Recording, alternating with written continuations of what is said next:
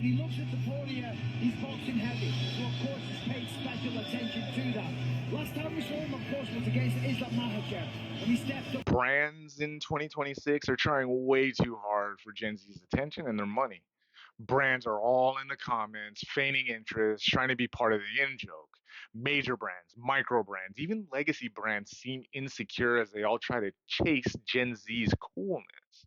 Like, you have multi-million dollar social media and marketing teams all confused about how to steal young consumers' interests now inside their own town squares.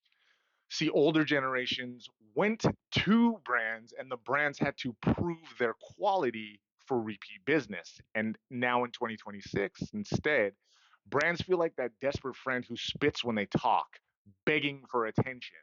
And younger consumers are like, you better come correct. And by correct, we mean authentic. See, Gen Z consumers value authenticity in their products and branding now more than ever because younger consumers, their jobs are about care, purpose, and authenticity. So their spending habits have to match those values.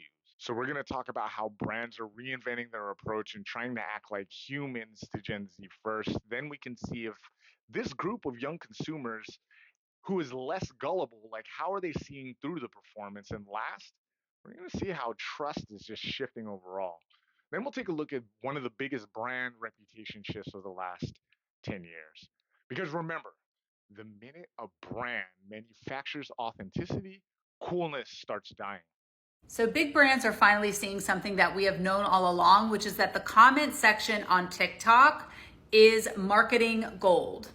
No, it is not a new idea for big brands to comment on an individual's TikTok, but lately what I'm seeing is that they are really digging in with the comments and they are commenting in bulk. For example, last week, Wendy's decided to send Katy Perry back to the moon. And then I'm noticing that some of these viral TikToks are receiving comments from so many different kinds of brands. And one in particular that I want to highlight is this story about Johann Hernandez. DM'd her and got her ticket. Supergoop decided to gift them with SPF. Winn-Dixie, which is a local supermarket chain, is giving them snacks. Lyft is giving them rides. Topgolf wanted to treat them to an experience, and Instacart also said they'd love to send snacks and whatever they need for their trip. And then Dr. Scholl's is gifting them footwear. Now, somebody commented on the post I did about Wendy's and Katy Perry last week saying that this is just so strategic on the part of the brand and implied that this was kind of a negative thing. And I can see that it could get kind of irritating for these big brands to constantly show up in these viral TikToks, kind of ruin the vibe. At the same time, I think these brands have come to realize that their customer is in the comment section on TikTok. Brands are increasingly engaging in the comment section, and this strategy continues to gain momentum. But how effective is it in the long run? Agree. I think it's great exposure and an opportunity to connect and share brands' values. I think the novelty will wear off. When brands and companies start commenting on your post that's getting popular, it can be a difficult situation as a creator. But me, I decided to play ball. Because on one hand, this is a form of advertising for the company, and it's a very low effort means to do it. But on the other hand, they're driving engagement because when they comment on something, all the people following them will be directed towards my video just by nature of them being there. So a lot of people's gut reaction is to get angry, and a lot of people will delete the comments. So when Walmart comments on my post with something low effort, me on Rainbow Road, I sent them their CEO saying exactly that. Did the same thing to whatever Voxy is, because if you want to be seen, here's your man. Then I recognize this as an opportunity. And if they want to steal some of my spotlight, I'm going to take some back by showing them who the real main character is. Clorox, that twirl is low-key clean. How memes look when they're made by Clorox. Pop-Tarts, big fan of whatever this is.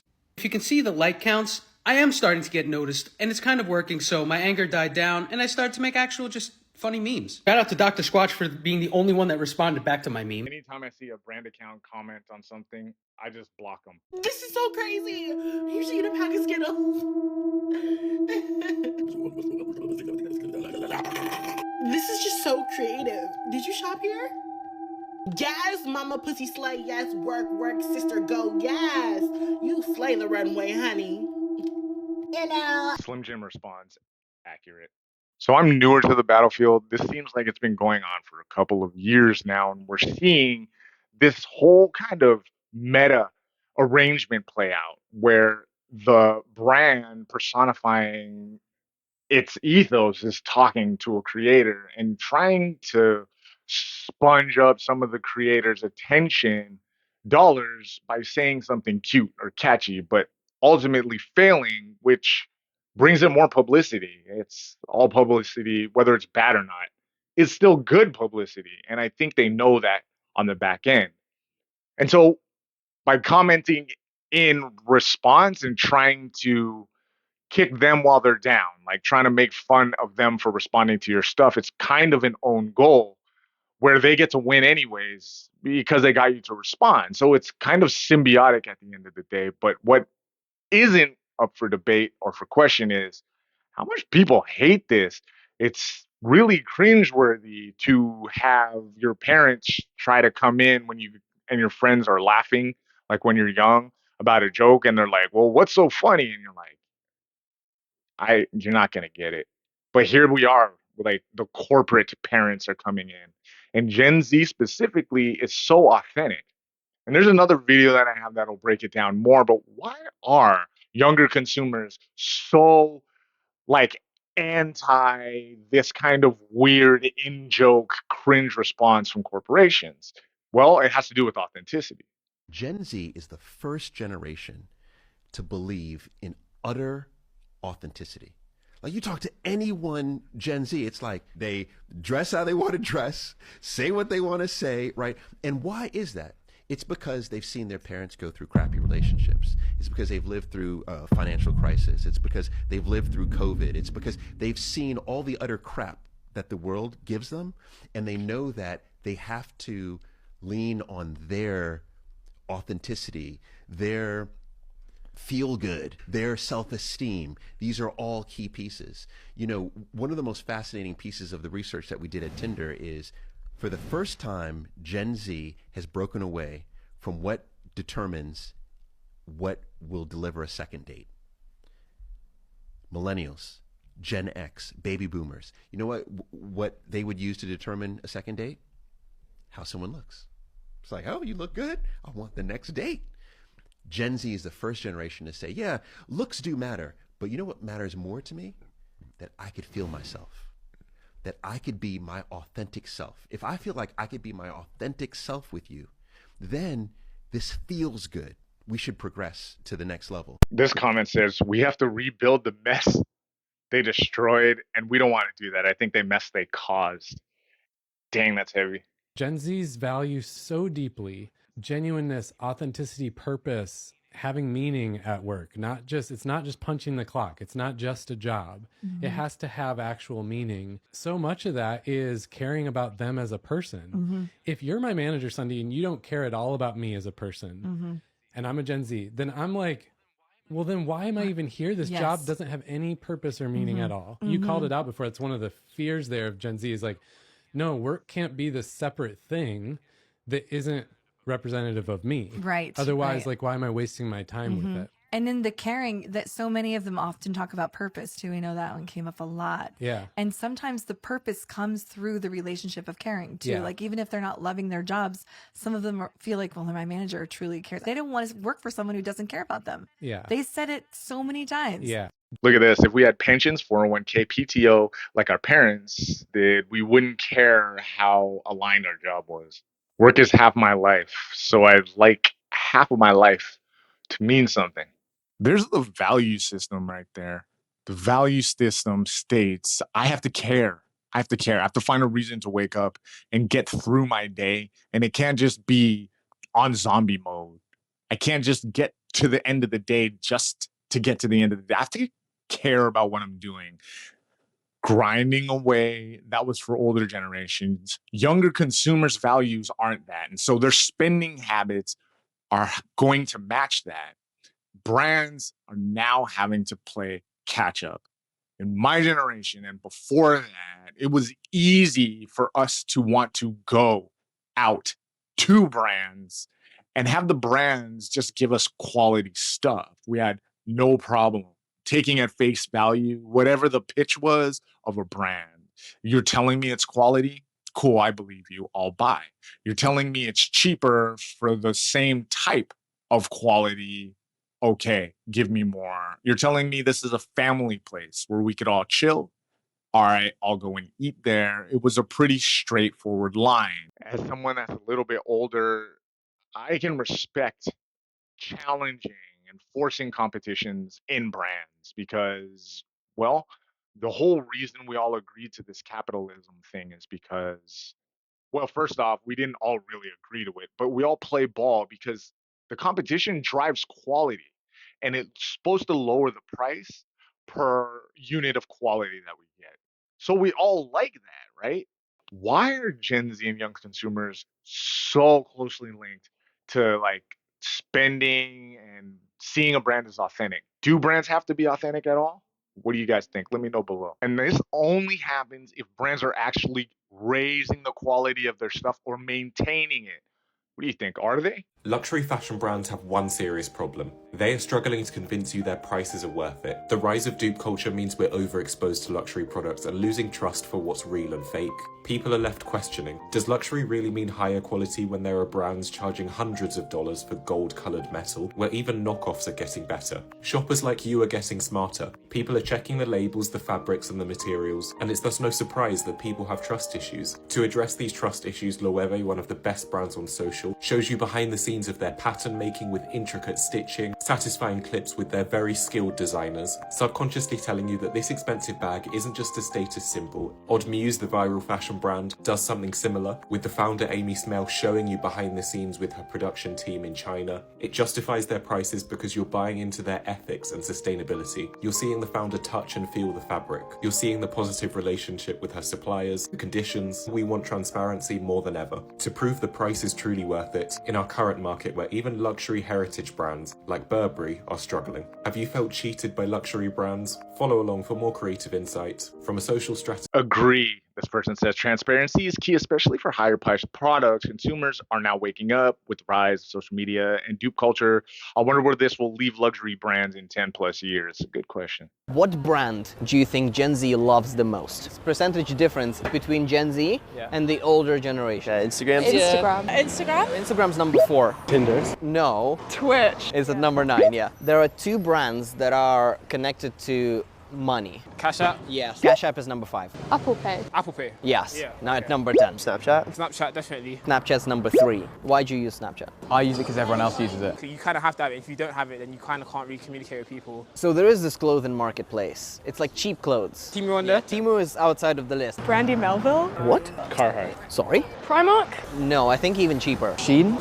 Is it Shein? Yeah. Oh yeah, Shein. I'm not surprised. Was this a popular place to order? I think fast fashion is a really big hype at the moment. They brand themselves very well on social media. There is one brand of American candy, I think. I'm not sure if you know it. At number 8. Skittles. Trolley. Never heard of it. Never heard of it. TikTok, surely. TikTok. TikTok's number 1. Spotify. Number 6. At number 2, it's like a messaging, file sharing. It's tech company, a lot of tech companies. Why do you guys think that is? Is it because of the clean branding and the basically it's this, it does that, and that's what you get? It's really a simple like business to consumer relationship. There's no middle ground, no messiness. I like to highlight this creator right here. This guy literally dissects really fancy bags and he's talking about sustainability and quality and luxury and leather. And this dude's going deep. Check out his stuff to find out how much of a luxury tax you're paying on purses, whether you buy them for yourself or someone that you care about. Because that money's going somewhere. I don't think Gen Z trusts Amazon ethics wise, but probably with purchases and returns. That one's interesting because 10 years ago, according to authenticity.co, Amazon was like 1 or 2 of the most trusted brands in America. Now it's slipped down to like number 20 or something like that. And this is exactly why they're trusted for just a very narrow set of operations that have nothing to do with how I feel. I just want my stuff and I want it fast and I want an easy return and I want all my money back because I'm not trying to screw you guys, right? That's what it is. When back in the day, they were really more about convenience and we'll get it to your door and there's a little smiley face underneath the Amazon logo and all that. Now we're like, I don't care. Give my refund back or give me some credits faster. And the ethical game didn't change. You had to know back then that there was going to be some ethical questions with expediency, getting a product from God knows wherever, what storing warehouse it is, to your front door in 2 days.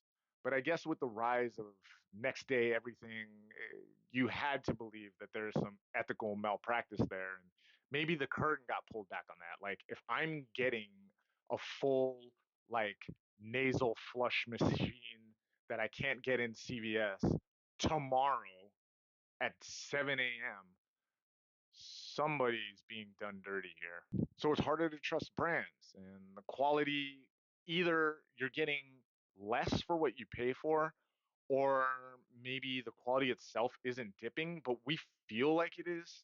And that's even worse, right? If we feel like it is, we're going to stop trusting those people who produce the thing. So let's see if we can't finish this with a why. Corporations are acting like people online, and people are acting like corporations. It's pretty grim. There's a really weird thing happening on the internet, and it's companies presenting themselves and performing online like they're people. Companies are making memes and they're taking the mick out of other companies. Jet2 holiday trend highlights it. And it's this weird, ugly meta way of trying to engage us in a post-woke, post-capitalist, post-meta world. Recent trends saw people trying to get brands to comment on their videos, which is intrusive and cringy and just grim, to be honest. At the same time, we've all become personal brands. I want you to buy my books, you want me to buy into your pyramid scheme, and so we as individuals are now all performing online more like a company. And there's this weird middle ground where you've now got performative individuals having conversations with individually performing companies, creating this weird Truman Show-like narrative every time you're on social media. Every single action is driven by a need to try and sell you something. Do not let companies share memes, think they get a free pass to be able to bombard you with adverts every second of your life. Don't let individuals or content creators like me tell you that I'm any different. Everything is an advertisement. We live in public, and it is a wild time to be a human. Just straight up, I hate seeing company accounts trying to be normal people in comments. And at the end of the day, I guess it's to be expected. A big creator has a source of attention dollars that's basically their audience. And corporations and brands want that audience. They're going to do anything to get it. If you're going to protect your audience and make sure that your original message, like the reason you started your channel or page, comes across to your audience, you owe it to them to be pure about your message, as pure as it can be. And like all things capitalism and all things branding, materialistic, and corporatized, the more exposure that corporations give to a product that started with authenticity in mind, the less cool that gets altogether. And the last thing you want as a content creator is to seem hyper uncool to your audience. And here come corporations just making the whole interaction kind of less cool. And that hurts the creator, unless you're kind of willing to play ball a little bit and you understand what's going on, which is they just want access to the audience, and well, they're gonna get to it one way or another, unfortunately. But I don't think that this is a trend that's gonna stop. But I do want to applaud those people who are aware, especially younger consumers, and who really want authenticity in their purchases. I think it forces brands to maybe rethink the way that they approach consumers. We're the ones with the money. We work hard for our money. And it shouldn't just be a low effort cat and mouse game where you make product, I buy product, I go home, use product, buy more. It should be a little bit more nuanced than that. And I think pressing the issue makes corporations and brands have to work harder for it. Make quality stuff with all that money you have. Just make quality stuff and lower your margins. What is it called? Your price margins? Profit margins sometimes. And instead of taking 40%, 35% won't kill you. To be honest, that's like an opinion, how much profit margin you should make, right? It's up to you to decide how much you want to make. And if you get less, that just means you make less money. But if it means you can make better stuff, well, I say good. Make brands make better stuff and prove it to us along the way. And I think it's good that there's a healthy skepticism going on.